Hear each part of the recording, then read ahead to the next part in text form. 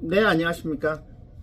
현재 서울중앙지방법원에서 내란 우두머리 재판을 하고 있는데요. 이진관 판사가 내란 우두머리 재판을 하고 있는 도중에 변호사들에게 욕을 들어먹었다고 합니다. 이에 대해서 자세한 과정과 어떤 의미가 숨어 있는지 한번 살펴보도록 하겠습니다. 2025년 11월 19일 서울중앙지방법원에서 형사합의 33부 부장판사 이진관은 오후에 내란 중요임무 종사, 내란 방조 등의 혐의로 기소된 한덕수 전 총리의 속행 공판을 열고 김용현 전 국방부 장관에 대한 정의신문을 진행했습니다.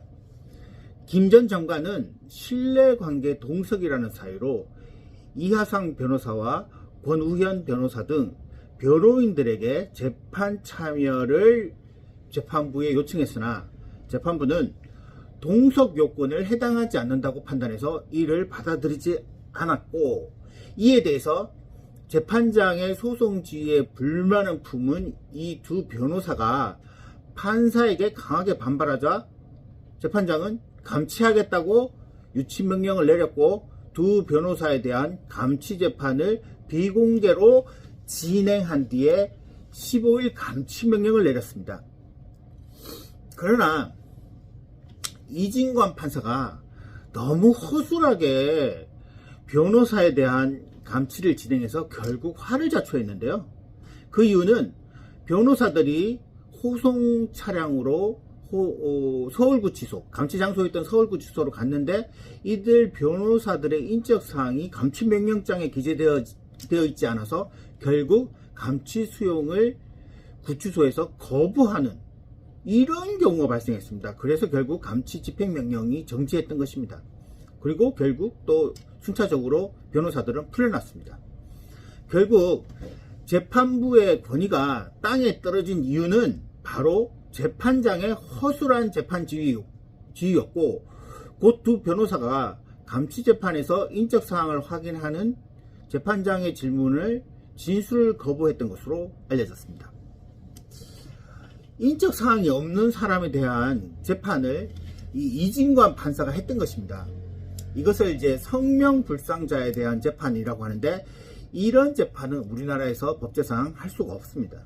결국 이진관 판사의 허술한 감치 명령으로 풀려난 이 해프닝에 대해서 변호사들은 집행명령이 정지된 이후 유튜브 채널에 출석해서 이 진관아 주접 떨지 말고 재판이나 잘하자는 제목의 영상을 출연해서 이진관 부장판사에 대한 욕설을 퍼부었는데, 제가 보기에 틀린 말도 아닌 것 같습니다. 이 변호사는 여기 지금 이하상 변호사라고 그 감치할 때 진관이가 벌벌 떨었다, 저희들은 뭐 두려울 게 없다 하면서 이제 여러 가지 말을 덧붙였습니다. 과연 이진관의 허술한 감치 명령으로 풀려난 이 해프닝에 대해서 이것을 어떻게 봐야 할까? 일단 이해가 안 되는 부분은, 이 판사는 재판 당사자의 인적사항을 필수적으로 확인해야 합니다. 그런데 확인도 하지 않고 감치명령을 했다. 이것은 절차상 하자가 명백합니다. 따라서 그 감치명령은 무효라고 볼 수 있습니다.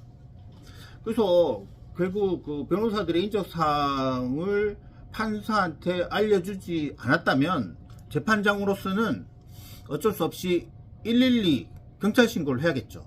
그래서 경찰의 도움을 받아서 변호사들의 인적사항을 파악을 해야 되는데, 이런 사실은 이 변호사들도 판사하고 마찬가지로 잘 알고 있었습니다. 그럼에도 이진관은 이런 감치 결정문과 감치 조서와 감치 명령장을 성명불상자로 작성한 것 같습니다.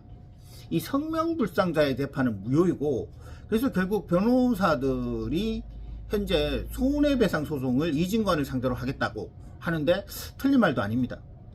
이진관이 이제 변호사의 인적 사항을 알기 위해서는 경찰을 동원해야 한다는 사실은 누구보다 판사니까 잘 알고 있습니다. 그럼에도 왜 경찰을 부르지 않았을까요? 그 이유는 이제 경찰의 법 집행을 법원 내에서 실행하기 위해서는 이 법원장에게 보고해야 됩니다.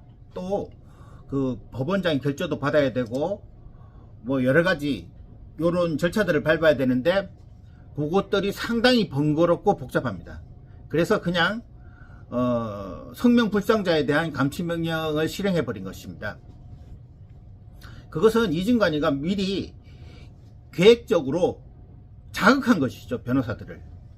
그래서 이진관의 생각대로 그 변호사들은 결국 인적사항 성명불상자라서 풀려나게 되었고, 변호사들이 유튜브 채널에 출연해서 지금 억울하게 당했잖아요, 변호사들이. 왜냐하면 성명불상자를 구치소로 보냈습니다. 그건 있을 수 없는 일이죠.